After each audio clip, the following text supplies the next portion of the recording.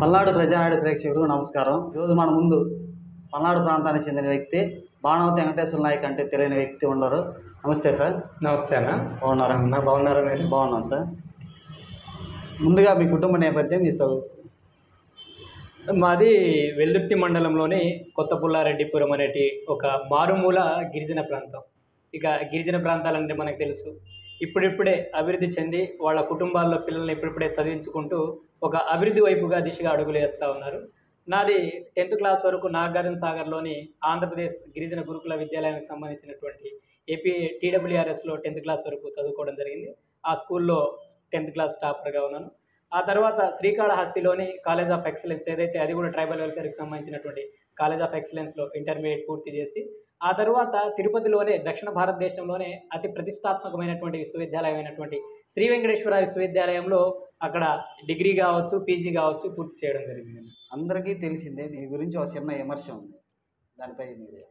ఇప్పుడు ఒకటి నేను చెప్తా ఉన్నాను, మనం ఒక మంచి మార్గంలో వెళ్తున్నప్పుడు మనకి గట్టిన వాళ్ళు, మనల్ని నిర్వీర్యం చేయాలనుకునే వాళ్ళు, లేకపోతే మనం చేస్తున్నటువంటి కార్యక్రమాలను అడ్డుకునేటువంటి వాళ్ళు సహజ సిద్ధంగా చేసేటువంటి పని ఆరోపణలు. ఈరోజు వెంకటేశ్వర నాయక్ మీద వచ్చినటువంటి ఆరోపణలు ఏవైతే ఉన్నాయో, నేను ఆ రోజు బహిరంగ సవాలు విసిరాను, ఈరోజు కూడా బహిరంగ సవాలు విసిరాను. ఈరోజు 10 రూపాయలు చిల్లర దొంగతనం జరిగితేనే బ్యానర్ వార్తల్లో హడావుడి చేసి పోలీసులు ప్రెస్ మీట్లు కండక్ట్ చేసి చెప్పేటువంటి ఈ పరిస్థితుల్లో ఈరోజు వెంకటేశ్వర నాయక్ ఒక గుర్తు తెలియనటువంటి ఎమ్మెల్సీ ఎవరో కోట్ల రూపాయలు వెంకటేశ్వర నాయక్ ఇచ్చారని మీరు చెప్తా ఉన్నారు. అయితే ఆ గుర్తు తెలియనటువంటి ఎమ్మెల్సీ ఎవరు? ఆ ఎమ్మెల్సీ పేరు చెప్తే సరే, నాకు ఇప్పటివరకు ఆయన డబ్బులు ఇచ్చాడో లేదో తెలియదు, కనీసం ఆయన పేరు చెప్తే ఇప్పటికైనా వెళ్ళి ఆయన దగ్గర నేను డబ్బులు తెచ్చుకునేటువంటి ప్రయత్నం చేస్తాను. కనుక నా మీద విమర్శించేటువంటి వ్యక్తులకు నేను మొట్టమొదటిగా, మీరు చేసినటువంటి అన్ని ఆరోపణలు నిజం కావాలంటే ముందుగా నాకు డబ్బులు ఇచ్చినటువంటి ఎమ్మెల్సీ పేరు ఎవరో తెలియజేయాలని నేను ఈ సందర్భంగా తెలియజేస్తా ఉన్నాను. మీరు గతంలో DRDOలో అవును సైంటిస్ట్ చేశారు. అవును, అది ఎంతవరకు నిజం? ఇప్పుడు నేను ఒక రీసెర్చ్ అసోసియేట్గా నాకున్నటువంటి పరిధిలో నేను అక్కడ పనిచేయడం జరిగింది. నాకున్నటువంటి పరిజ్ఞానంతో, అదే సమయంలో నాకున్నటువంటి రిసోర్సెస్తో, నాకు వచ్చేటువంటి ఫండ్స్ ద్వారా, నాకు ఇచ్చేటువంటి డోనర్స్ ద్వారా నా ప్రాంతంలో నేను ఎక్కడైతే పుట్టి పెరిగానో ఆ ప్రాంతానికి నా వంతు ఎంతో కొంత సేవ చేయాలి. నా ప్రాంతంలో ఉన్నటువంటి ప్రజలకు వారి యొక్క ఆర్థిక స్థితిగతుల్లో మార్పులు తీసుకురావడానికి, విద్య, వైద్య, ఆరోగ్య పరిస్థితులను మెరుగుపరచడానికి నా వంతు కృషి చేయాలని నేను పాటుపడ్డానే తప్ప, నా స్వార్థపూరితంగా నేను స్వార్థంగా బ్రతకాలనుకుంటే ఈరోజు కోటాను కోట్ల రూపాయలు నేను తెచ్చానని చెప్పారు కదా, ఆ కోటాను కోట్ల రూపాయలు తీసుకొని ఏ దుబాయ్కో ఏ అమెరికాకో పారిపోయి ఉంటే ఈరోజు నా మీద ఇలాంటి వ్యక్తిగత విమర్శలు వచ్చి ఉండేవి కాదు కదా. అంటే వెంకటేశ్వర నాయక్ ప్రజలకు మేలు చేస్తూ ఉన్నాడు, ప్రజలకు సేవ చేస్తూ ఉన్నాడు. కాబట్టి వెంకటేశ్వర నాయక్ ఒక గిరిజనుడు.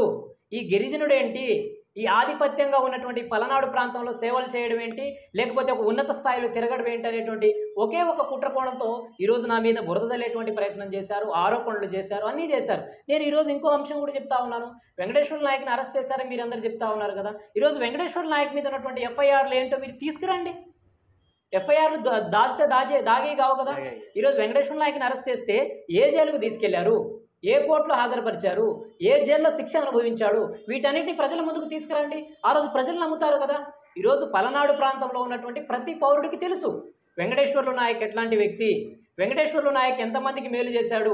ఇదే కరోనా కష్టకాలంలో పలనాడు ప్రాంతంలో ఉన్నటువంటి రాజకీయ నాయకులందరూ కరోనాకి భయపడి హైదరాబాద్ పారిపోతే ప్రాణాలను తెగించి సేవ చేసినటువంటి సంస్థ APJ కలామ్స్ విజన్ ఫౌండేషన్. ఆ సభ్యులు మా ప్రాణాలను పణంగా పెట్టి ఈ కరోనా కష్టకాలంలో మేము సేవలు చేస్తున్నటువంటి సమయంలో ఒక ఆప్తమిత్రులను కూడా కరోనా ద్వారా కోల్పోయినటువంటి బాధలను అనుభవించి ఈరోజు ఇక్కడి వరకు వచ్చాము. గతంలో మీరు మిమ్మల్ని CID వాళ్ళు అరెస్ట్ చేశారని న్యూస్ ఛానల్స్లో చెప్పారు, దానిపై? ఒకటి, ఈరోజు న్యూస్ ఛానల్స్ ఒక వ్యక్తిని అరెస్ట్ చేసినప్పుడు ప్రాపర్ మీ దగ్గర FIR ఉందా? నా వాయిస్ ఏమైనా తీసుకున్నారా? లేకపోతే నన్ను అరెస్ట్ చేశామని చెప్తున్నటువంటి అధికారుల వాయిస్ ఏమైనా తీసుకున్నారా? మీరు ఎటువంటి వాయిస్ తీసుకోకుండా, ఎటువంటి ఆధారాలు మీ దగ్గర లేకుండా ఈరోజు పల్నాడు ప్రాంతంలో ఉన్న ప్రతి పౌరుడికి తెలుసు, పెన్ డ్రైవ్లో ఫొటోస్ ఎవరు పంపించారో తెలుసు, స్క్రిప్ట్ రాసి ఎవరు పంపించారో తెలుసు. ఇంకొకటి అన్న, ఒక మీడియా ప్రతినిధిగా మిమ్మల్ని నేను సూటిగా అడుగుతా ఉన్నాను, ఒక ఛానల్లో వచ్చేటువంటి న్యూస్ సేమ్ అదే న్యూస్ డిటో ఇంకో ఛానల్లో వస్తుందా? స్క్రిప్ట్ మారుతుంది కదా, వే ఆఫ్ ఫాంటేషన్ మారుతుంది కదా. మరి ప్రతి ఛానల్లో కూడా మీరు ఒక్కసారి అబ్జర్వ్ చేయండి, నేను చెప్తా ఉన్నాను, ప్రతి ఛానల్లో కూడా అవే ఫోటోలు, అవే వీడియోలు, అవే వాయిస్ ఎలా వస్తుంది? అంటే ఇది పకడ్బందీగా నేను ఈరోజు సందర్భం వచ్చినప్పుడు తప్పకుండా చెప్తాను. ఏ ఛానల్కి ఎవరైతే ఒక్కొక్క ఛానల్కి 70 నుంచి 80 వేల రూపాయలు డబ్బులు ఇచ్చి పెన్ డ్రైవ్ ఇచ్చి వెంకటేశ్వర నాయక్ మీద తప్పుడు ప్రచారం చేయించారో తప్పకుండా రాబోయే రోజుల్లో సందర్భం వచ్చినప్పుడు తప్పకుండా తెలియజేస్తాను. ఎందుకంటే ఈరోజు ప్రభుత్వంలో బలమైనటువంటి వ్యక్తులుగా ఉన్నారు, ఇప్పటికే చూశారు. ఇప్పుడు వాళ్ళ పేరు చెప్పలేదు. తప్పకుండా చెప్పండి, నేను భయపడేటువంటి వ్యక్తిని కాదు. ఎందుకంటే మొన్నే చూసాం నా మీద ఏం జరిగిందో. ఓకే, గతం సిఐడి సమస్య, ఓకే నేను తప్పు చేశానే అనుకోండి.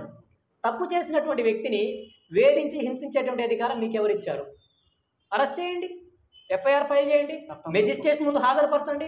As per rules and regulations laws ఏం చెప్తున్నాయో దాని ప్రకారం వెంకటేశ్వర నాయక్ తప్పు చేశాడా లేదా నిర్ధారించాల్సింది నువ్వు నేను కాదు కదా, చట్టం కదా, న్యాయ వ్యవస్థ కదా. వెంకటేశ్వర నాయక్ తప్పు చేశాడని చట్టం నమ్మితే, న్యాయ వ్యవస్థ నమ్మితే వెంకటేశ్వర నాయక్ శిక్ష విధిస్తుంది, జైలు జీవితం అనుభవించి బయటకు వస్తాడు. ఈరోజు మనుషులను అతి కిరాతకంగా చంపి మర్డర్లు చేసి డోర్ డెలివరీ చేసినటువంటి వ్యక్తులు దర్జాగా కాలర్ ఎగరేసుకొని తిరుగుతూ ఉన్నారు. ప్రజలకు మేలు చేసి ప్రజల అభ్యున్నతికి కృషి చేసినటువంటి వ్యక్తుల మీద ఆరోపణలు అనుభవిస్తూ ఆరోపణలతో కృంగిపోతూ ముందుకు వెళ్తూ ఉన్నారు. ఈరోజు నేను తప్పు చేశాననే ఆలోచన నాకు ఉండుంటే, నేను తప్పు చేశాననే భావన నాకు ఉండుంటే ఈరోజు ప్రజా జీవితంలోకి వచ్చి ఉండను కదా, ప్రజల్లోకి ఇంత ధైర్యంగా తిరగలిగి ఉండను కదా, ఈరోజు మీ మీడియా సాక్షిగా ఇంత ధైర్యంగా మాట్లాడి ఉండను కదా. కరోనా కష్టకాలంలో పల్నాడు ప్రాంతంలో ప్రజలకు ఎంతో కొంత మేలు చేశారు. దీనిపై మీరు ఒకటి, ఈరోజు ఆంధ్రప్రదేశ్లో ఎంతో కొంత గత ప్రభుత్వ కాలాల్లో అభివృద్ధి చెందిన మాట వాస్తవమే. ఇప్పుడున్నటువంటి ప్రభుత్వం పక్కన పెడితే కాంగ్రెస్ ప్రభుత్వ హయాంలో కావచ్చు, తెలుగుదేశం పార్టీ హయాంలో కావచ్చు, గత ప్రభుత్వ హయాంలో రాష్ట్రం ఎంతో కొంత అభివృద్ధి చెందినటువంటి మాట వాస్తవం.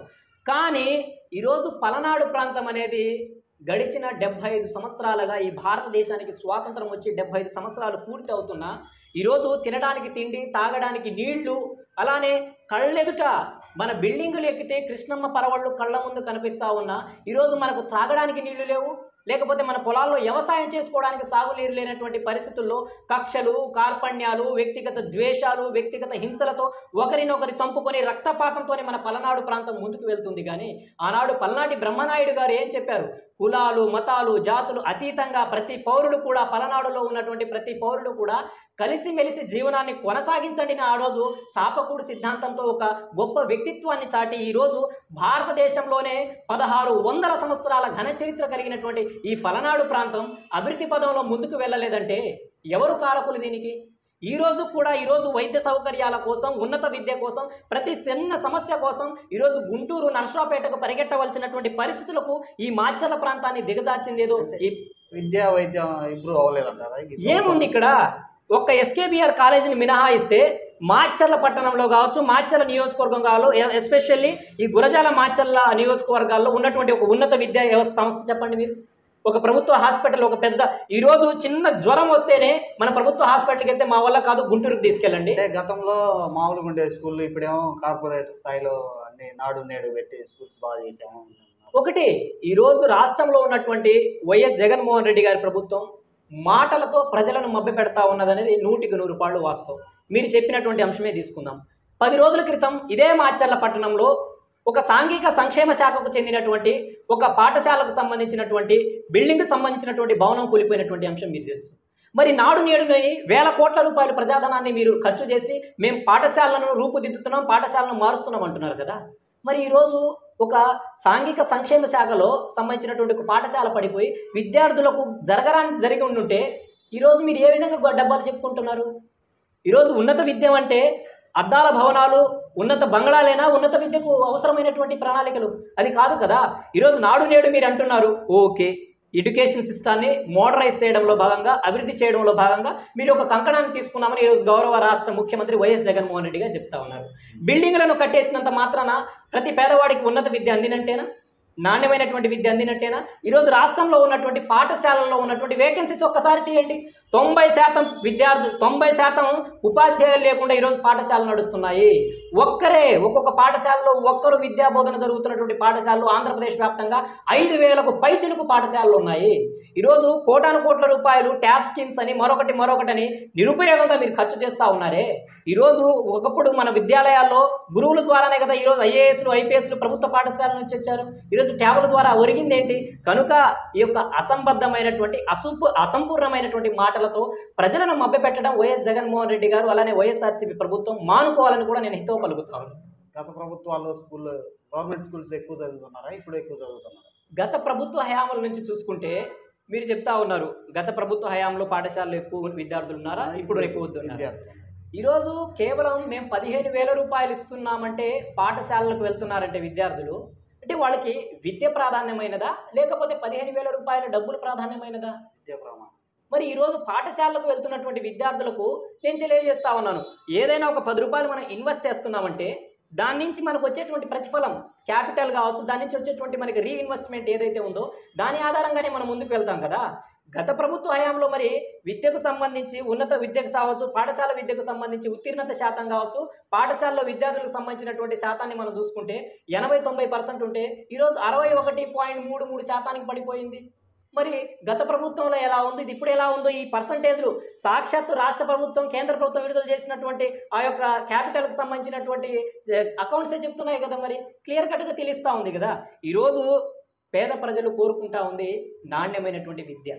వారు చదువుకోలేదు, వారి తండ్రులు చదువుకోలేదు, వారి బిడ్డలు వారిలా వ్యవసాయం చేసి బ్రతకకూడదు, వారి బిడ్డలు వారిలా కూలి పని చేసి బతకూడదు, వారి బిడ్డలు వారిలా ఫ్యాక్టరీల్లో పని చేసి బతకూడదు, వారి బిడ్డలు వారిలాగా అపార్ట్మెంట్లకు వాచ్మెన్లా ఉండి బ్రతకకూడదని రాత్రనక పగలనక ఎండనక వాననక శ్రమించి తమ బిడ్డలను ఎలాగైనా చదివించుకొని వారిని ఉన్నత శిఖరాలలో స్థిరపరచాలని వారు ఈరోజు విద్యార్థులను పాఠశాలకు పంపిస్తూ ఉన్నారు. కానీ మీరు ఇచ్చేటువంటి 15,000 రూపాయల డబ్బుల కోసము లేకపోతే మీరు పెట్టేటువంటి మిడ్ డే మీల్ స్కీమ్స్ కోసము ఈరోజు విద్యార్థులను పంపించడం లేదు. కనుక నాణ్యమైనటువంటి విద్యను ప్రవేశపెట్టి నాణ్యమైన విద్యాబోధన చేసేటువంటి గురువులను భర్తీ చేసి మీరు ఆ రోజు చెప్పండి, మేము కూడా హర్షం వ్యక్తం చేస్తాం, మేము కూడా జగన్మోహన్ రెడ్డి గారు ఉన్నత విద్యను రాష్ట్రంలో ఉన్నటువంటి ప్రభుత్వ పాఠశాలను తీర్చిదిద్దడానికి కృషి చేస్తున్నారని మేము కూడా ధైర్యంగా చెప్పగలుగుతాం. గతంలో ఏదన్నా ఎంఆర్ఓ సంతకం కావాలి లేకపోతే ఏదన్నా కావాలంటే ఎంఆర్ఓ ఆఫీసు చుట్టూ తిరగాల్సి వచ్చేది. ఇప్పుడు సచివాలయ వ్యవస్థను పెట్టి క్యాస్ట్ సర్టిఫికేట్ కావచ్చు, ఆదాయం కానీ ఏదన్నా కానీ సంథింగ్ ఏది కావాలన్నా ఇంటికే వస్తుంది. వాలంటీర్ వ్యవస్థ ఉంది, పెన్షన్ కూడా ఇంటికే వచ్చిస్తున్నాం అన్నారు. దీనిపై మీద ఈరోజు వాలంటీర్ వ్యవస్థ గురించి మీరు చెప్తున్నారు. ఈరోజు తెలుగుదేశం పార్టీ కూడా వాలంటీర్ వ్యవస్థ మీద చాలా క్లియర్ స్టాండ్తో ఉంది. జగన్మోహన్ రెడ్డి గారు నా సైనికులు నా సేవకులు అంటున్నటువంటి ఈ యొక్క వాలంటీర్లను ఉన్నత విద్య కలిగినటువంటి వ్యక్తులను 5,000 రూపాయలకు ఇచ్చేసి వారిని గ్రామ స్థాయిలోనే నిలుపుదల చేసి వారు ఉన్నత శిఖరాల వైపు అడుగులు వేయకుండా ఉన్నత స్థాయిలకు చేరుకోకుండా వాళ్ళు నిలుపుదల చేశారు. నిజంగా ఈరోజు వాలంటీర్ల మీద మీకు నిజమైన ప్రేమే ఉండుంటే మరి వాళ్ళకి ఎందుకు కేవలం 5,000 రూపాయలకే ఆపేశారు? ఒక 10,000 రూపాయలు, ఒక 20,000 రూపాయల జీతం ఇవ్వచ్చు కదా. ఈరోజు వాలంటీర్ల యొక్క సేవల గురించి ఎవరు విమర్శించడం లేదు.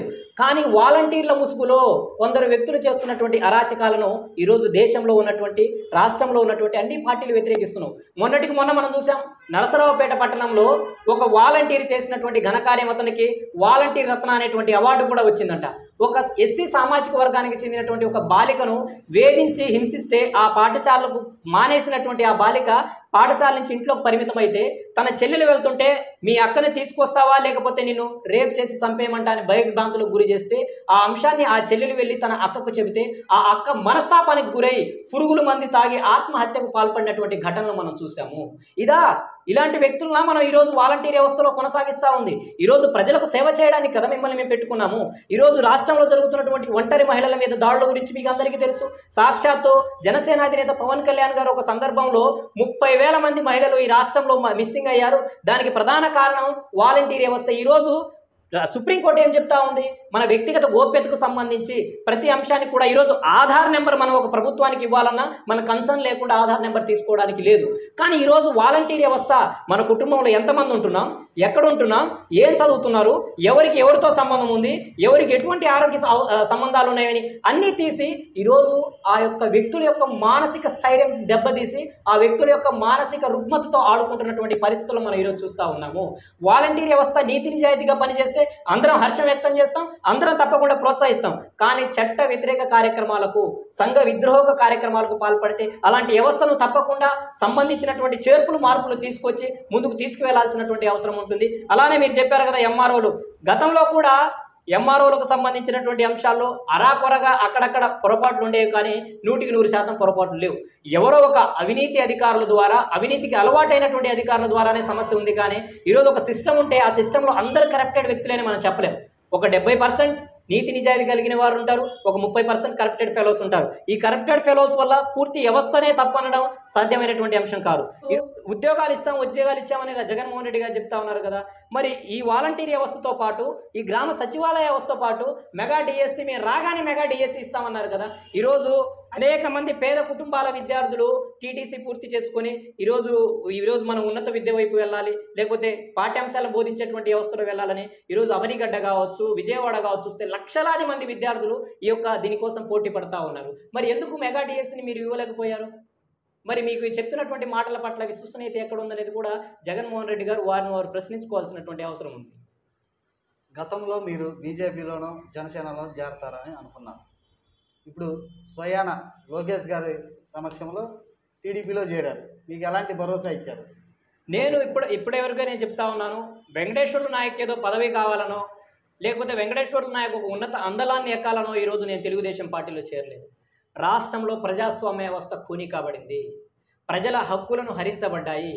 ఈరోజు భారత రాజ్యాంగ నిర్మాత మహనీయుడు డాక్టర్ బిఆర్ అంబేద్కర్ రాసినటువంటి రాజ్యాంగ స్ఫూర్తికి, రాజ్యాంగ విలువలకు రాష్ట్రంలో పరిపాలన కొనసాగుతూ ఉంది.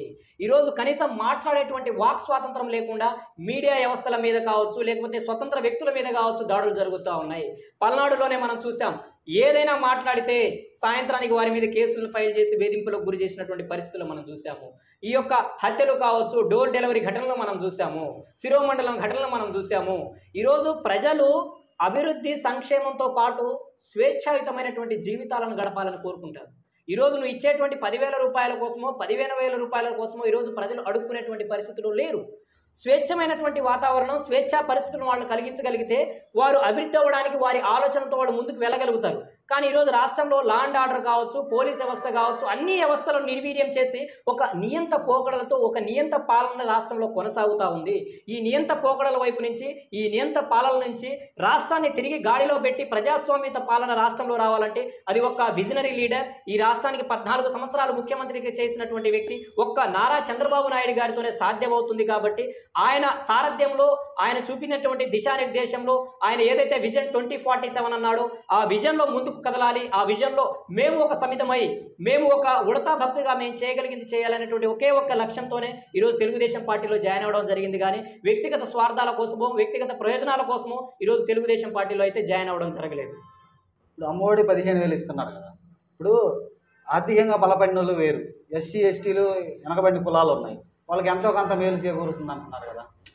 అమ్మఒడి మీరు చెప్పింది 100% ఎంతో కొంత ఆర్థికంగా వారి యొక్క కుటుంబ స్టెబిలైజేషన్కి సంబంధించి సహకారం అవుతుంది. ఈరోజు తెలుగుదేశం పార్టీ కూడా ఆ పథకాన్ని ప్రవేశపెట్టి డబ్బులను కూడా పెంచేటువంటి ప్రయత్నం చేసింది. అయితే ఇక్కడ దీని యొక్క ఏదైతే మనం ఒక ఇన్వెస్ట్మెంట్ చేస్తున్నామో దాని నుంచి క్యాపిటలైజేషన్ని మనం రెవెన్యూ జనరేట్ చేయగలగాలి. ఈరోజు రాష్ట్రంలో మీరు చెప్పండి, గడిచిన 5 సంవత్సరాల ప్రభుత్వ కాలంలో రాష్ట్రంలో ఏర్పడినటువంటి సమస్యలు ఏంటి? ఉన్న వాటిని అన్ని తరిమేశాం కదా.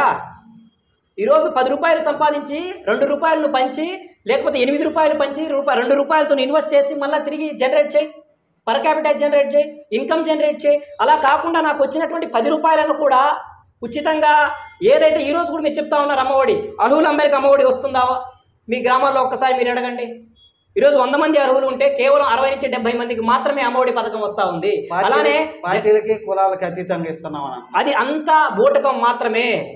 పార్టీలకు కులాలకు అతీతంగా ఇస్తున్నటువంటి వ్యక్తులు మరి ఎందుకు దానికి సంబంధించి ఇప్పటివరకు ఒక ప్రకటన చేయలేకపోయారు? గ్రామ స్థాయిలో మీ గ్రామంలో వెళ్ళి ఒక్కసారి మీరు పరిశీలించండి, మీ గ్రామంలో ఉన్నటువంటి పరిస్థితులు పరిశీలించండి. ఎన్నికల ముందు జగన్మోహన్ రెడ్డి గారు ఏమన్నారు? ఎంతమంది బిడ్డలు ఉంటే అందరికి కూడా అమ్మఒడి పథకాన్ని ఇస్తామన్నారు. మరి ఈరోజు మాట ఎందుకు తిప్పారు? మడమ ఎందుకు తిప్పారు? ఈరోజు ఒక్క బిడ్డకే ఇస్తా ఉన్నారు కదా.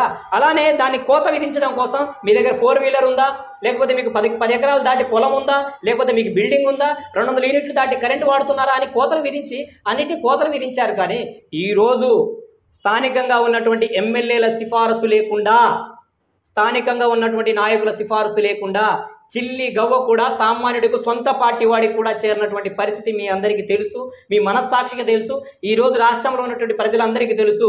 కాబట్టి ఇప్పటికైనా ఈ మోసాలను మానుకుని ప్రజలను వారి యొక్క ఆర్థిక స్థితిగతులను మెరుగుపరిచే దిశగా అడుగులు వేయండి. వాళ్ళకు స్వేచ్ఛాయుతమైనటువంటి వాతావరణాన్ని కలిగించండి. అమ్మ ఒడి మరొక ఒడితో రాష్ట్రం అభివృద్ధి సాధ్యమవుతుందా అంటే సాధ్యం కాదు. సంక్షేమంతో పాటు అభివృద్ధి కూడా సమపాళలో ముందుకు వెళ్ళాలి. ఈరోజు ఇన్వెస్ట్మెంట్ రావాలంటే రాష్ట్రంలో ఆర్థిక స్థితిగతులతో పాటు ఇక్కడ స్వేచ్ఛాయుతమైనటువంటి వాతావరణం ఉండాలి. వాళ్ళకి మేము రక్షణ కలిగించగలిగేమైనటువంటి భరోసాని సంస్థలకు కలిగించిన వాళ్ళే ఈరోజు ఇన్వెస్ట్మెంట్ వస్తుంది. కానీ ఇక్కడ అరాచకం చేస్తూ అరాచకాలను సృష్టిస్తూ రౌడీ మూకలను ప్రోత్సహిస్తే ఎలా వస్తుంది ఇన్వెస్ట్మెంట్? రాదు కదా. ఇదే దానికి సంబంధించినటువంటి అంశం. సార్ లాస్ట్ ఫైనల్గా మాచర్లో జూలకంటి బ్రహ్మారెడ్డి గారు గెలుస్తారండి ఈసారి. నేను చెప్తా ఉన్నాను, నేను గడిచిన 2 నెలల ముందే జూలకంటి బ్రహ్మారెడ్డి గారి యొక్క ఆత్మీయ సమ్మేళనంలో తెలుగుదేశం పార్టీలో జాయిన్ అవ్వకముందే ఒక న్యూట్రల్ పర్సన్గా నేను చాలా స్పష్టంగా చెప్పాను, తెలుగుదేశం పార్టీ రాష్ట్రంలో అధికారంలోకి రాబోతూ ఉంది. తక్కువలో తక్కువ 120కి పైచిలుకు స్థానాలు రాష్ట్ర వ్యాప్తంగా గెలుచుకోబోతా ఉంది. అందులో ప్రధానంగా ఇప్పటి వరకు వైఎస్ఆర్సీపీ కంచుకోటగా, వైఎస్ఆర్సీపీ గడ్డగా పిలువబడుతున్నటువంటి మాచర్లలో తెలుగుదేశం పార్టీ జెండా రెపరెపలాడబోతా ఉంది. జూలకంటి బ్రహ్మారెడ్డి గారు తక్కువలో తక్కువ 30,000 పైచిలుకు ఓట్ల మెజారిటీతో గెలవబోతా ఉన్నారు. నాడులు మరీ ముఖ్యంగా మాచర్ల మహర్దశ రాబోతుంది. మాచర్ల దశ మారబోతా ఉంది. మాచర్లకు సంబంధించినటువంటి అభివృద్ధి అనేది జూలకంటి బ్రహ్మారెడ్డి గారి తోనే మాత్రమే సాధ్యమవుతుందని కూడా నేను తెలియజేస్తా ఉన్నాను. బ్రహ్మారెడ్డి గారు గెలిస్తే ఎలాంటి మార్పు వస్తుంది? ప్రజలు ప్రధానంగా ఎదుర్కొంటున్నటువంటి సమస్యల్లో స్వేచ్ఛ. ఈరోజు నేను బయటకు వచ్చి ఏదైనా మాట్లాడితే ఏం జరుగుతుంది, బయటకు వచ్చి ప్రశ్నిస్తే ఏం జరుగుతూ ఉంది? ఈరోజు ప్రతిపక్ష పార్టీకి చెందినటువంటి వ్యక్తులే కాకుండా సొంత అధికార పార్టీకి చెందినటువంటి వ్యక్తులు మాట్లాడిన వారి మీద జరిగినటువంటి దారుణాలు, ఘాతుకాలు మీరు చూసాం. గడిచిన నెల రోజుల క్రితం ఇదే వెంకటేశ్వర్లు నాయక్ మీద వెల్దుర్తి పోలీస్ స్టేషన్లో నైట్ మొత్తం 3rd డిగ్రీ ప్రయోగించినటువంటి ఘటనను కూడా మీరు చూశారు. ఈరోజు నా మీదే హత్యా ప్రయత్నం చేసి, నా మీదే దాడి చేసి, నన్నే పోలీస్ స్టేషన్కి తీసుకువెళ్ళి నన్నే వేధింపులకు గురి చేశారు. ఇది ఎక్కడి చట్టం? ఇది ఎక్కడి న్యాయం? కనీసం దాడులు చేసినటువంటి వ్యక్తులను కనీసం పోలీస్ స్టేషన్లో కూడా పిలిపించినటువంటి పరిస్థితి. ఈరోజు మాచర్ల నియోజకవర్గంలో తక్కువలో తక్కువ 24 హత్యలు జరిగాయి. ఎవరు చేయించారు? ఈరోజు ప్రభుత్వ పాత్ర లేకపోతే, స్థానికంగా ఉన్నటువంటి నాయకుల హస్తం లేకపోతే ఎలా జరిగాయి ఇవన్నీ? వ్యక్తిగత గొడవలంటే వ్యక్తిగత గొడవలకు సంబంధించినటువంటి ఆధారాలను ప్రజల ముందు పెట్టండి. వ్యక్తిగత గొడవలకు సంబంధించినటువంటి ఆధారాలను ప్రజల ముందుకు తీసుకొచ్చి పెట్టండి. వ్యక్తిగత గొడవలను ఎలా అంటారు మీరు? ఈరోజు వెంకటేశ్వర నాయక్ని ఎందుకు దాడి చేశారు? వెంకటేశ్వర నాయక్ కొత్త పుల్లారెడ్డిగూడెం గ్రామంలో తెలుగుదేశం పార్టీ బలపడడానికి కృషి చేస్తూ ఉన్నాడు. అలానే అన్ని సమస్యల మీద సమగ్రమైనటువంటి జ్ఞానం ఉంది. దేని మీదైనా అనర్గళంగా మాట్లాడగలడు. ఒక గిరిజనుడు ఎప్పుడు మా కాళ్ళ కిందే ఉండాలి, మా కాళ్ళ పక్కనే ఉండాలి, కానీ మాతో సమానంగా ఒక గిరిజనుడు ఎలా కూర్చుంటాడనే అహంతోనే కదా మీరు కొట్టించారు. ఓకే, వాళ్ళని వ్యక్తిగతంగా దాడులు చేశారన్నారు. మీ పోలీస్ వ్యవస్థ ఒక వెల్దుర్తి ఎస్ఐ వెంకటేశ్వర నాయక్ మీద ఎందుకు రాత్రి మాత్రం వేధింపు హింసలు చేసి వీడియో కాల్లో ఒక సాక్షాత్తు స్థానిక నాయకులు చూపించాల్సినటువంటి అవసరం వచ్చింది? మీపై ఎలాంటి తప్పు లేకుండా అలా చేశారు. అదే కదా నేను చెప్తున్నాను. ఓకే, నేను తప్పు చేశా, ఇందాకలే మీకు ఫస్ట్లోనే చెప్పాను. వెంకటేశ్వర్లు నాయక్ తప్పు చేస్తే కొట్టడానికి మీకు ఎవరు అధికారం ఇచ్చారు? ఈరోజు చట్టాన్ని మీ చేతిలో తీసుకునేటువంటి అధికారం పోలీస్ వ్యవస్థకు ఉందా? లేదు కదా. వెంకటేశ్వర నాయక్ తప్పు చేస్తే ఎఫ్ఐఆర్ ఫైల్ చేయండి, మెజిస్ట్రేట్ ముందు హాజరుపరచండి, మెజిస్ట్రేట్ నిర్ణయానుసారంగా ముందుకు వెళ్ళండి. అంతేగాని వెంకటేశ్వర నాయక్ని వేధించి హింసించి తప్పులు ఒప్పుకోమని చెప్పేటువంటి అధికారం మీకు లేదు కదా. ఇది ఒకటే క్లియర్ కట్గా కనబడతా ఉంది. ఇలా మాచర్ల నియోజకవర్గంలో ఎన్ని దాడులు జరిగాయో తెలుసా? ఒక్క కొత్త పుల్లారెడ్డిగూడెం గ్రామంలోనే ఇదే వెల్దుర్తి ఎస్ఐ తక్కువలో తక్కువ 15 మందిని అతి కిరాతకంగా వేధించి హింసించి ఇబ్బందులకు గురి చేసినటువంటి ఘటనలు ఉన్నాయి. తప్పకుండా రాబోయే రోజుల్లో వీటి మీద ఎప్పుడైతే లోకేష్ గారు చెప్తా ఉన్నారు రెడ్ బుక్లో, ఆ రెడ్ బుక్లో కూడా తప్పకుండా ఇలాంటి వ్యక్తుల పేర్లను చేర్చి రాబోయేటువంటి రోజుల్లో తప్పకుండా చట్ట ప్రకారంగా వీరిని శిక్షించే విధంగా కూడా మేము పాటుపడతాం. ఎస్ఐ ఎలా టార్చర్ చేస్తున్నారు పై అధికారులు? ఇప్పుడు మీరు చెప్పారు కదా, వెంకటేశ్వర్లు నాయక్ మీద హత్యా ప్రయత్నానికి కుట్ర జరగబోతుందని తెలుసుకొని చట్ట ప్రకారంగా వెంకటేశ్వర్లు నాయక్కి ప్రాణాపాయమైనటువంటి పరిస్థితి ఉంది, నాకు ఆత్మరక్షణ కల్పించండి అని మహాప్రభు అని సాక్షాత్తు జిల్లా కలెక్టర్ జిల్లా ఎస్పీకి రిప్రజెంట్ చేస్తే, జిల్లా కలెక్టర్ గారు జిల్లా ఎస్పీ గారికి రిప్రజెంట్ చేస్తూ పలానా వెంకటేశ్వర్లు నాయక్ ఏపీజే కలాం సృజన్ ఫౌండేషన్ వ్యవస్థాపకులు, ఆయనకు ప్రాణాపాయమైనటువంటి పరిస్థితి ఉంది, ఆయనకు రక్షణ కల్పించండి కలెక్టర్ ఎస్పీ గారికి తెలియజేస్తే కనీసం ఎస్పీ గారు స్పందించలేదు. అక్కడి నుంచి వచ్చినటువంటి ఒక 10 రోజుల్లోనే వెంకటేశ్వర నాయక్ మీద దాడి జరిగింది. అంటే పోలీస్ వ్యవస్థకు జిల్లా పై అధికారులు అంటే భయం ఉందా?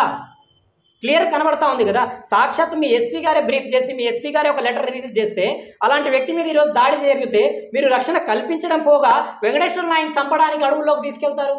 వెంకటేశ్వర నాయక్ అంబులెన్స్లో వెళ్తున్నటువంటి వ్యక్తిని అంబులెన్స్ను దించి మీ పోలీస్ వాహనంలో పెట్టుకొని ఏ విధంగా అడవుల్లోకి తీసుకెళ్తారు? ఏ విధంగా అడవుల్లోకి తీసుకెళ్లి టార్చర్ చేస్తారంటే చంపేయాలనేటువంటి కుట్రకోణమా? వెంకటేశ్వర నాయక్ లేకుండా చేయాలనేటువంటి కుట్రకోణమే క్లియర్ కట్గా కనిపిస్తూ ఉంది కదా. మరి దీన్ని చట్ట పరిపాలనటువంటి పరిపాలన రాష్ట్రంలో జరుగుతూ ఉందని ఎలా చెప్తాం? ఈరోజు రాష్ట్రంలో ప్రజాస్వామ్యాన్ని కూని చేశారు, లాండ్ ఆర్డర్ నాశనం చేశారు, కొందరు వ్యక్తులకు ఒత్తాసు పలుకుతూ ఈరోజు రాష్ట్రంలో ఉన్నటువంటి అధికారులు కావచ్చు, పోలీస్ వ్యవస్థ కావచ్చు, పూర్తిగా నిర్వీర్యమై దేశానికే గత తెలుగుదేశం ప్రభుత్వ హయాంలో దేశానికే ఆదర్శవంతంగా ఉన్నటువంటి మన పోలీస్ వ్యవస్థ, అత్యున్నత స్థాయి అవార్డులను అందుకున్నటువంటి మన పోలీస్ వ్యవస్థ ఈరోజు కోర్టు మెట్లను సాక్షాత్తు డీజీపీ సిఎస్ని ఎక్కినటువంటి దౌర్భాగ్య పరిస్థితులకు వెళ్ళిపోయామంటే రాష్ట్రంలో లాండ్ ఆర్డర్ కావచ్చు, పోలీస్ వ్యవస్థ కావచ్చు, అధికారుల తీరు ఎలా ఉందో క్లియర్ కట్గా అర్థమవుతా ఉంది కదా. ఇప్పుడు అడవుల్లో తీసుకెళ్లారు అంటున్నారు, మీరేం అడగలేదా? వాళ్ళు మీరు అట్లా చేశారు, అలా చేశారు, ఇలా చేశారని? నేను సాక్షాత్తు ఇదే ఎస్ఐ గారిని అడిగితే మాకు పైనుంచి ఆదేశాలు అంటే, పైనుంచి ఆదేశాలు ఏంటండి? వెంకటేశ్వర నాయకుని ఏమైనా ఎన్కౌంటర్ చేయమని పైనుంచి ఆదేశాలు వచ్చాయా?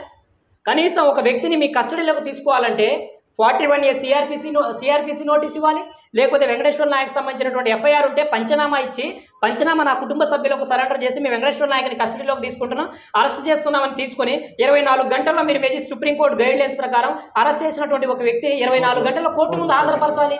అలా కోర్టు ముందు హాజరుపరచకుండా మీ పోలీస్ స్టేషన్లకు తీసుకొచ్చి సాక్షాత్తు ఒక ప్రభుత్వ అంబులెన్స్లో తీసుకెళ్తున్నటువంటి వ్యక్తిని అంబులెన్స్ని దించి మీ పోలీస్ వాహనంలో తీసుకెళ్లేసి ఒక 41A సిఆర్పిసి నోటీసు లేకుండా, ఒక అరెస్టు వారెంట్ లేకుండా అడవులోకి తీసుకెళ్తే ఒక వెంకటేశ్వర నాయక్ 27 సంవత్సరాల కుర్రోడు గట్టిగా కొడితే 40 కేజీలు లేనటువంటి ఒక కుర్రోడిని 4 పోలీస్ అధికారులు నైట్ మొత్తం చిత్రవధ చేస్తే ఆ ఫోటోలందరూ మీరందరూ చూశారు. చిత్రవధ చేస్తే ఏ విధంగా తట్టుకోగలడు? వారితో ఎలా మనం పోరాటం చేయగలిగారు? ఆ రోజు స్థానికంగా ఉన్నటువంటి మాచర్ల కూటమి అభ్యర్థి జోలకంటి బ్రహ్మారెడ్డి గారు జోక్యం చేసుకోకపోయి ఉంటే ఈరోజు వెంకటేశ్వర నాయక్ గారు బ్రతికి ఉండేవారు కాదు. నన్ను చంపాలనే కుట్ర కోణంలో నేను అడుగులకు తీసుకెళ్లారని కూడా నేను స్పష్టంగా చెప్పగలను. అక్కడ వైట్ కాలర్ మనుషులు, యూనిఫామ్ లేనటువంటి వైట్ కాలర్ మనుషులు ఎలా వస్తారు? వీడియో కాల్లో స్థానికంగా ఉన్నటువంటి నాయకులకు వీడియో కాల్ ఎలా వెళ్తున్నాయి? అంటే మీరు చూసారా, మిమ్మల్ని పలానా వాళ్ళు టార్చర్ చేయమన్నారు అనేదాన్ని వీడియో కాల్స్ చేశారన్నారు. అప్పుడు ఆయన చెప్తున్నటువంటి ప్రకారం గంటకు స్థానికంగా ఉన్నటువంటి ఒక నాయకుడి నుంచి ఫోన్ వస్తూ ఉంది, ఎక్కడికి తీసుకెళ్తున్నారు, ఎక్కడికి వెళ్తున్నారు, నిజంగా నన్ను అరెస్ట్ చేశారని మీరు అంటున్నప్పుడు నన్ను స్టేషన్కి తీసుకెళ్ళండి, మీ కస్టడీలో పెట్టుకోండి, నెక్స్ట్ రోజు వెళ్ళి మెజిస్ట్రేట్ ముందు హాజరుపరచండి. అంతేగాని ఎవరో ఒక నాయకుడు చెప్పాడని మీరు వేధింపులకు గురి చేస్తే ఇది సరైనటువంటి పద్ధత? మొన్నటికి మనం చూసాం, జెండపెంటకు సంబంధించినటువంటి దుర్గారావు ఏ విధంగా ఆత్మహత్య చేసుకున్నాడు? మీ పోలీసులు వేధింపులు తాళలేకనే కదా. ఇదే కొత్త పుల్లారెడ్డిగూడెంలో శర్మా నాయక్ కావచ్చు, అనేక మంది ఉన్నారు. వాళ్ళకు సంబంధించినటువంటి ఫోటో డీటెయిల్స్ కావాలన్నా మీ మీడియా ప్రతినిధులకు ఇవ్వడానికి మేము సిద్ధంగా ఉన్నాం. వీళ్ళు చేసినటువంటి వేధింపులు, ఈరోజు ఆయన ప్రాణాపాయ స్థితిలో ఉన్నారు. వీళ్ళు పెట్టినటువంటి హింసల వేధింపులకు 2 కిడ్నీలు ఫెయిల్ అయిపోయాయి. ఆయన కంప్లీట్గా డయాలసిస్ మీద బ్రతికేటువంటి పరిస్థితికి వచ్చాడు. ఈరోజు ఈ విధంగా వేధించాల్సినటువంటి అవసరం మీకేమొచ్చింది? ఈరోజు పార్టీలు, రాజకీయాలు 5 సంవత్సరాలు మాత్రమే ప్రతి వ్యక్తి గుర్తుపెట్టుకోవాల్సినటువంటి అంశం. ఈరోజు రాజు నేనవచ్చు, రేపన్న రోజు అధికారం నీకు రావచ్చు. నీకు చేతనైతే 10 మందికి మంచి చేయి, నీకు వీలైతే 10 మందికి సేవ చేయి, నీకు కుదిరితే 10 మందికి సహకారం అందించు. అంతేకాని అరాచకాన్ని, ఆకృత్యాలను నమ్ముకుంటే రేపన్న రోజు ప్రభుత్వం మారితే నీ పరిస్థితి ఏంటో కూడా నువ్వు ఆలోచించుకో. ఈరోజు ప్రభుత్వ అధికారులు, ఈరోజు ప్రజలు కట్టేటువంటి పన్నులతో మీరు జీతాలు తీసుకుంటున్నారు, పోలీసులు కావచ్చు, అధికారులు కావచ్చు. ఈరోజు ఒక నాయకుడికి మీరు పబ్బం గడుపుకోవడం కోసం అక్రమ డబ్బులు సంపాదించుకోవడం, కూలీ పనులుగా వాళ్ళ దగ్గర కూలీలుగా మారాల్సినటువంటి అవసరం లేదు. ఈరోజు ఈయన ఎమ్మెల్యేగా ఉంటే మరొకరు వస్తారు, మరొకరు వస్తారు. కానీ శాశ్వతంగా అధికారంలో ఉండేది మీరు, అధికారులు ఉండేది మీరు. రేపన్న రోజు ప్రభుత్వం మారిన తర్వాత మీ పరిస్థితి ఏంటి? అది మీ మనస్సాక్షిని మీరు ఆలోచించుకోవాలి కదా. మీ కుటుంబాల్లో కూడా మీకు బిడ్డలు ఉన్నారు కదా, మీ అన్నదమ్ముళ్ళు ఉన్నారు కదా. నీకు అలాంటి వేదే జరిగితే, నిన్ను అలా వేధించి హింసిస్తే ఆ బాధ ఎలా ఉంటుందో ఒక్కసారి ఆలోచించు. ఒక్కసారి నీ మనసును ఒక్కసారి ప్రశ్నించుకో. నీ ఒక్కడిదే ప్రాణమా? సాటివాడిది ప్రాణం కాదా? ఇది రాష్ట్రంలో ప్రజలు ప్రధానంగా కోరుకుంటుంది మార్పు. ప్రజలు స్వేచ్ఛ కోరుకుంటున్నారు. ప్రజల నుంచి హరించినటువంటి అధికారాలను ప్రజలు కోరుకుంటున్నారు. కాబట్టి వైఎస్ఆర్సీపీ ప్రభుత్వానికి రాష్ట్ర వ్యాప్తంగా ఈరోజు వ్యతిరేక పవనాలు వీస్తున్నాయనేది సత్యం. అలాంటి అవినీతి చేసిన వాళ్ళు నిజంగా ఉంటే ఇప్పుడు ప్రభుత్వం మారితే వాళ్ళకి శిక్ష పడిద్ది అంటారు. ఇప్పటికే నారా లోకేష్ గారు చాలా స్పష్టంగా తెలియజేస్తూ ఉన్నారు. ప్రభుత్వం వచ్చినటువంటి 3 నెలల్లోనే ఒక ఎంక్వైరీ కమిషన్ని వేసి ఈ అవినీతి, అక్రమ, అరాచకాలకు పాల్పడినటువంటి అధికారులను తప్పకుండా చట్ట ప్రకారంగా, మీలాగా అరాచకాలను పాల్పడేటువంటి పార్టీ తెలుగుదేశం పార్టీ కాదు. మీలాగా అరాచకాలను సృష్టించేటువంటి పార్టీ తెలుగుదేశం పార్టీ కాదు. ఎప్పుడు అభివృద్ధి, సంక్షేమం, స్వేచ్ఛ, సమానత్వాలను కోరుకుంటున్నటువంటి పార్టీ తెలుగుదేశం పార్టీ. ఈరోజు ఎస్సీ, ఎస్టీ, బీసీ, మైనార్టీలకు పెద్దపీట వేసి స్థానిక సంస్థల్లో ఆ బిడ్డలకు అవకాశం కల్పించినటువంటి పార్టీ తెలుగుదేశం పార్టీ. ఈరోజు జగన్మోహన్ రెడ్డి గారు చెప్తా ఉన్నారు, నా ఎస్సీలు, నా ఎస్టీలు, నా బీసీలు, నా మైనార్టీలని. నీ ఎస్సీలను, నీ ఎస్టీలను, నీ బీసీలను, నీ మైనార్టీలను అతి కిరాతకంగా కూనీ చేసి మర్డర్లు చేసి మానభంగాలు చేసి వేధింపులు గురి చేసి చంపేస్తా ఉంటే ఆ ప్రేమ ఎక్కడికి వెళ్ళింది జగన్మోహన్ రెడ్డి గారు? కనుక ఈ విధంగా పాల్పడినటువంటి అధికారులను తప్పకుండా చట్ట ప్రకారంగా శిక్షించేటువంటి రోజులు దగ్గరలోనే ఉన్నాయి. మరొక 14 రోజుల్లోనే ప్రజా తీర్పు రాబోతా ఉంది. రాష్ట్రంలో తెలుగుదేశం పార్టీ ఎన్డీఏ కూటమి ప్రభుత్వం రాబోతా ఉంది. కేంద్రంలో నరేంద్ర మోదీ గారి యొక్క ఆశీర్వాదంతో రాష్ట్రంలో గౌరవ మాజీ ముఖ్యమంత్రి నారా చంద్రబాబు నాయుడు గారి యొక్క దిశానిర్దేశంతో రాష్ట్రం తిరిగి అభివృద్ధి పదంలో ముందుకు వెళ్తుంది. ఈ అవినీతి అరాచకాలు పాల్పడినటువంటి ప్రతి అధికారిని కూడా చట్ట ప్రకారంగా అతి కఠినంగా ఫాస్ట్ ట్రాక్ కోర్టులను ఏర్పాటు చేసి శిక్షించేటువంటి చర్యలను కూడా రాష్ట్రంలో ఉన్నటువంటి రాబోయేటువంటి ప్రభుత్వం చర్యలు చేపడుతుందని కూడా మేమందరం ఆశాభావం వ్యక్తం చేస్తున్నాం. ఆ దిశగానే పార్టీ అడుగులు కూడా కనబడతా ఉన్నాయి. ఎంపీగా లావు శ్రీకృష్ణదేవరాయలు మళ్ళీ గెలుస్తారంటారా? 100కి 100 రూపాయలు. ఈరోజు కులం, మతం, జాతి, వర్గం లేకుండా ఈరోజు రాజకీయాలు నడవనటువంటి పరిస్థితి, ఎస్పెషల్లీ తెలుగు రాష్ట్రాలు. అలాంటి పరిస్థితుల్లో ఒక పుచ్చలపల్లి సుందరయ్య వల్లే, ఒక గుమ్మడి నరసయ్య వలె కులం లేదు, జాతి లేదు, వర్గం లేదు, పార్టీ లేదు, కేవలం పార్టీలు ఎన్నికల వరకు మాత్రమే. ఎన్నికలు పూర్తయిన మరుక్షణం నుంచి ఏ వ్యక్తి అయినా నా డోరు తట్టి కృష్ణదేవరాయలు గారు మాకు ఈ హామీ ఇచ్చారు, ఎప్పుడు నెరవేరుస్తారు, మాకు ఈ అభివృద్ధి ఫలాలను అందిస్తామని చెప్పారు, ఎప్పుడు అందిస్తారని నన్ను మీరు ప్రశ్నించేటువంటి అధికారం ఉంది. మీరు ఎవరైనా నా దగ్గరికి వితౌట్ అపాయింట్మెంట్ లేకుండా నన్ను కలిసేటువంటి పరిస్థితి ఉందని తెలియజేసినటువంటి నాయకుడిని ఈరోజు ఆంధ్రప్రదేశ్లో మనం చూడగలుగుతా ఉన్నామా? ఎన్నికల దగ్గరకు వచ్చేసి మన అంట్లు తోమి మన బోరింగులు కొట్టి అయ్యా దండం, అమ్మా దండం, నాకు ఓటు వేయండి అని ప్రగల్భాలు పలికి ఆరాటపడి కాళ్ళు మొక్కినటువంటి ఈ రాజకీయ నాయకులు ఒక్కసారి ఎన్నికలు పూర్తయి గెలిచి ఆ పీఠాల మీద ఎక్కితే కనీసం వాళ్ళ ఇళ్ల గేటుని మనం టచ్ అయినటువంటి పరిస్థితుల్లో అలాంటి ఒక గొప్ప నాయకుడు ఈరోజు పల్నాడు ప్రాంతానికి వచ్చారంటే నిజంగా మనం అందరం హర్షించాల్సినటువంటి అంశం. తప్పకుండా లావు శ్రీకృష్ణదేవరాయలు గారు 1,20,000 ఓట్ల మెజారిటీతో గెలవబోతున్నారు. పల్నాడు ప్రాంతంలో ఏదైతే అభివృద్ధి కుంటుపడింది, అభివృద్ధి నోచుకోలేదు, పల్నాడు ప్రాంతం అభివృద్ధిలో వెనకబడిందని మనం ఇన్నాళ్ళు ఎలా ఏ విధంగా చెప్పుకుంటున్నామో రాబోయే రోజుల్లో జోలకంటి బ్రహ్మారెడ్డి గారు కావచ్చు, ఎరపతినేని శ్రీనివాసరావు గారు కావచ్చు, అలానే పల్నాడు ఏడు అసెంబ్లీలో ఎవరైతే ఉన్నారో వారందరినీ కలుపుకొని లావు కృష్ణదేవరాయలు గారు పల్నాడు ప్రాంతాన్ని అభివృద్ధి పదంలో పరుగులు పెట్టించడానికి ఆయన అడుగులు వేస్తున్నారు. 70 సంవత్సరాల కళ, 8 దశాబ్దాల కళ ఏదైతే వరకపుడిశాల ప్రాజెక్ట్ ఏదైతే ఉందో అది ఒక్క శ్రీకృష్ణదేవరాయలు గారితోనే సాధ్యమవుతుంది. ఆయన తిరిగి గెలిచి తెలుగుదేశం పార్టీ అధికారంలోకి వస్తేనే మన వరకపుడిశాల ప్రాజెక్ట్ పూర్తవుతుందని కూడా నేను ఆశాభావం వ్యక్తం చేస్తున్నాను. ఎందుకంటే 70 సంవత్సరాలుగా ఏ నాయకుడు కూడా గొప్ప గొప్ప వ్యక్తులు ఈ ప్రాంతానికి ఎంపీలుగా ఎమ్మెల్యేలుగా సేవలు అందించారు. వారు ఎవరికి సాధ్యం కానటువంటి పర్యావరణ శాఖ కావచ్చు, అటవీ శాఖకు సంబంధించినటువంటి అనుమతులను తీసుకొచ్చి ఈరోజు పల్నాడు ప్రజల హృదయాలలో చిరస్థాయిగా నిలిచినటువంటి వ్యక్తి లావు శ్రీకృష్ణదేవరాయలు గారు. అలాంటి వ్యక్తి మన పల్నాడు ప్రాంతానికి రావడం నిజంగా మనం అందరం హర్షించాల్సినటువంటి అంశం. తిరిగి ఆయనే మా నరసరావుపేట పార్లమెంట్కి ఎంపీగా గెలవబోతున్నారనేది అక్షర సత్యం. వైసీపీ వారు ఏమంటున్నారంటే లావు శ్రీకృష్ణదేవరాయలు ఆయన సొంతంగా గెలిచింది కాదు, మా పార్టీని చూసి జగన్మోహన్ రెడ్డిని చూసి ఆయన గెలిపించారు, మా ప్రభుత్వం చేసింది లావు కృష్ణదేవరాయలు ఏం చేశాడు వరకపుడిశాల గురించి అని అంటున్నారు. ఈరోజు మీ ప్రభుత్వం చేసిందని మీరు చెప్తా ఉన్నారు, మంచిది. ఈరోజు నిజంగా మీకు వరకపుడిశాల మీద చిత్తశుద్ధి ఉంటే వరకపుడిశాల ప్రాజెక్ట్ని పూర్తి చేసి పలనాడు ప్రజల యొక్క దాహోర్తిని తీర్చి పలనాడు ప్రజల యొక్క సాగునీరు అందించేటువంటి ఆలోచన మీకు ఉండుంటే ఈరోజు తప్పుడు శిలాఫలకాలతో కనీసం ప్రాజెక్టుకు సంబంధం లేనటువంటి ప్రాంతంలో గడిచిన ప్రభుత్వాలైనా కనీసం ఆ ప్రాజెక్టు సంబంధం ఉన్నటువంటి ప్రాంతాల్లో వెళ్ళి శిలాఫలకాలు వేస్తే అసలు ఈరోజు జగన్మోహన్ రెడ్డి గారు వేసినటువంటి శిలాఫలకం ఎక్కడుందో మీరు చూపించగలరా వరకపుడిశాలకు సంబంధించి? మరి నిజంగా వరకపుడిశాల మీద మీకు చిత్తశుద్ధి ఉంటే ₹1 కూడా మీరు నిన్న బడ్జెట్లో ఓటాన్ అకౌంట్లో ఎందుకు రిలీజ్ చేయలేదు? వరకపుడిశాలకు సంబంధించినటువంటి పనులను ఎందుకు మొదలు పెట్టలేదు? ఈరోజు ఎంతసేపటికి మభ్యపెట్టి మోసం చేసి ప్రజలను ఇంకా బానిసలుగా తీర్చిదిద్దాలన్నటువంటి ఆలోచన ఉంది. కానీ ఈ ప్రజల యొక్క హక్కులను వారికి తిరిగి కల్పించి వరకపుడిశాలను పూర్తి చేసి ఆ యొక్క పలనాడు గ్రామాలను సస్యశ్యామలం చేయాలనేటువంటి ఆలోచన మీలో లేదనేది చాలా క్లియర్ కట్గా కనబడతా ఉంది. 4 సంవత్సరాలు మీరేం చెప్పారు? 2019 ఎన్నికల్లో నెత్తిన బిందె పెట్టుకుని మన ప్రభుత్వం వచ్చిన 6 నెలల్లోనే వరకపుడిశాల ప్రాజెక్ట్ పనులను ప్రారంభిస్తాము, వరకపుడిశాల పనులను పూర్తి చేసి వరకపుడిశాల నీళ్లను గ్రామాల్లో పారించకపోతే రాజకీయ సన్యాసం చేస్తానని ఒక నాయకుడు ప్రగల్భాలు పలికారు. మరి ఈరోజు వరకపుడిశాల పనులు పూర్తి కాలేదు కదా, కనీసం ప్రారంభం కావలేదు కదా. ఈరోజు మరి రాజకీయ సన్యాసం చేశారా? చేయలేదు కదా. ఇది వీళ్ళ యొక్క చిత్తశుద్ధి, వీళ్ళ యొక్క పాలన విధానం కేవలం ప్రజలను మభ్యపెట్టడం కోసమే తప్ప వీళ్ళకు నిజంగా పల్నాడు ప్రాంతాన్ని అభివృద్ధి పదంలో నడిపించాలనేటువంటి ఆలోచన లేదు. మరొకటి, ఇక్కడ ఉన్నటువంటి ఒక స్థానిక నాయకుడు ఆయన మంత్రి పదవి కోసం సాక్షాత్తు జిల్లా కేంద్రాన్ని త్యాగం చేశాడు కదా.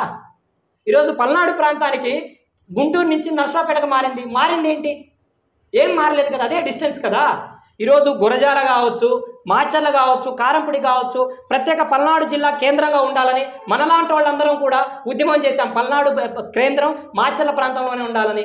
ఈరోజు government hospital, super speciality hospital గురజాలకు వస్తే ఈరోజు పిడుగురాళ్ళకు తరలించి వెళ్ళినటువంటి పరిస్థితి. ఈరోజు ట్రైబల్ యూనివర్సిటీ మాచర్లకు వస్తే ఈరోజు తీసుకెళ్లి వేరే ప్రాంతానికి తీసుకెళ్ళినటువంటి పరిస్థితి. ఈరోజు నిజంగా వీళ్ళకి చిత్తశుద్ధి ఉంటే గడిచిన 5 సంవత్సరాల ప్రభుత్వ పాలనలో ఇది మేము తీసుకొచ్చాం, దీన్ని మేము ఎస్టాబ్లిష్ చేశాం, ఈ ప్రాంతాల్లో ఉన్నటువంటి ప్రజల సమస్యల పరిష్కారానికి మేము ఇది కృషి చేశామని చెప్పుకోమనండి స్థానికంగా ఉన్నటువంటి నాయకులను. తొడలు కొట్టి మీసాలు మేలేసినంత మాత్రాన మార్పు ఏమైనా వస్తుందా? అభివృద్ధి చేసి సంక్షేమ ఫలాలను అందించండి, ప్రజలే మిమ్మల్ని దేవుళ్ళుగా కీర్తిస్తారు. కానీ తొడలు ఈ పల్నాడు ప్రాంతంలో పుట్టిన వాళ్ళందరూ పౌరుషవంతులే. అనిల్ కుమార్ యాదవ్ గెలుస్తాడు, బీసీలు ఎక్కువ ఉన్నారని అంటున్నారు. ఈరోజు సాక్షాత్తు నీ సొంత ఊర్లోనే నీకు విలువ లేకపోతే పక్క ఊర్లో విలువ ఉంటుందా? ఉండదు. అలాంటిది నెల్లూరులోనే నీకు దిక్కు లేకపోతే పల్నాడుకు వచ్చి నువ్వు చేసేదేంటి?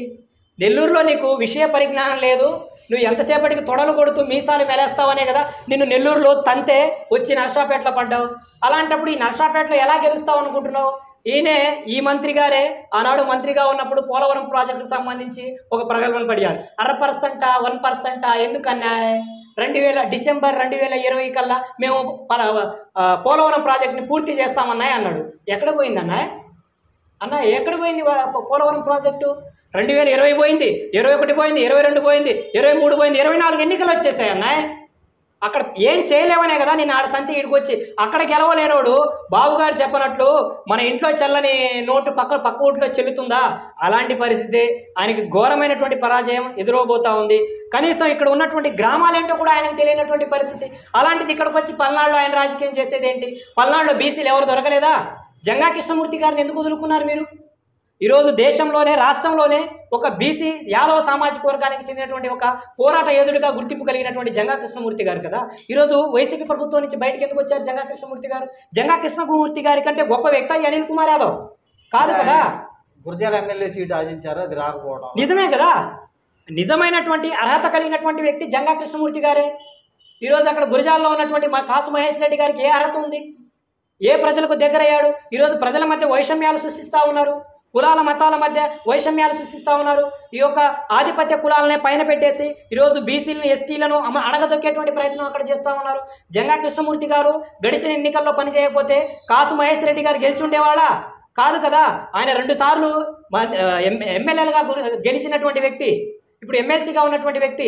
ఆయన ఆ రోజు త్యాగం చేయకపోయి ఉంటే జగన్మోహన్ రెడ్డి గారు వెనక నడిచినటువంటి వ్యక్తుల్లో వైఎస్ఆర్ కాంగ్రెస్ పార్టీ పెట్టినప్పుడు ఆయన వెనక నడిచినటువంటి వ్యక్తుల్లో ప్రథమ వరుసలో ఉండేటువంటి జంగా కృష్ణమూర్తి గారు. మరి అలాంటి వ్యక్తి మీరు ఇచ్చినటువంటి గుర్తింపు ఏంటి? కనుక ఎవరైనా సరే మా ఎస్సీ ఎస్టీ బీసీ ప్రజలు మీరు ఇచ్చేటువంటి ఎంగిలి బిస్కెట్లకు ఏ రోజు ఆశపడరు. ఆత్మాభిమానంతో వారి గౌరవానికి ఎక్కడ భంగం కలిగినా ఎంతటి వాడితోనైనా పోరాటం చేయగలిగేటువంటి సత్తా ఎస్సీ ఎస్టీ బీసీ మైనార్టీ ప్రజల్లో ఉంటుంది. అది మరొక మారు రుజువైందనేది కూడా వాస్తవం. గురజాలే కాదు, నరసరావుపేట పార్లమెంట్ సెగ్మెంట్లో ఉన్నటువంటి 7 అసెంబ్లీ స్థానాలు, ఒక పార్లమెంట్ స్థానాలు తెలుగుదేశం పార్టీ గెలవబోతా ఉంది. తెలుగుదేశం పార్టీ గెలుచుకొని బాబు గారికి గిఫ్ట్గా ఇవ్వబోతా ఉన్నారు.